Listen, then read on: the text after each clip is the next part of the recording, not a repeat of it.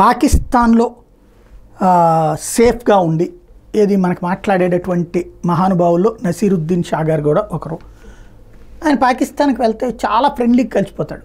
అదేంటో భారతదేశానికి వస్తే ఇక్కడ ఆయనకి వివక్ష కనబడుతుంది, విభేదం కనబడుతుంది, బాధ కనబడుతుంది. ఎస్, నిజం. ఆయనకి కావాల్సింది ఏంటి? మతదేశం కావాలి. ఆ మతదేశం అదే కదా. పాకిస్తాన్కి ఎందుకు? ఆఫ్ఘనిస్తాన్కి కూడా వెళ్ళండి, బంగ్లాదేశ్కి కూడా వెళ్ళండి. ఆయా దేశాల్లో హ్యాపీగా బతకచ్చు కదా.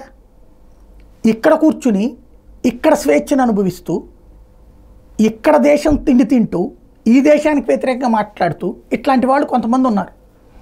ఇక్కడికంటే పాకిస్తాన్ బాగుంది, చక్కగా మీకు నమస్కారం, హాయిగా పాకిస్తాన్ వెళ్ళిపోండి, హాయిగా బంగ్లాదేశ్ వెళ్ళిపోండి, హాయిగా ఆఫ్ఘనిస్తాన్ వెళ్ళిపోండి, మీరు ఏ దేశానికి వెళ్తారో మీ ఇష్టం. భారత్ని మాత్రం ద్వేషించకండి. మోడీని ద్వేషిస్తారా ద్వేషించుకోండి, బీజేపీని ద్వేషిస్తారా ద్వేషించుకోండి, ఆర్ఎస్ఎస్ని ద్వేషిస్తారా ద్వేషించుకోండి, కానీ ఆ పేరుతో దేశాన్ని ద్వేషించకండి. అదొక్కటే కోరుకునేది.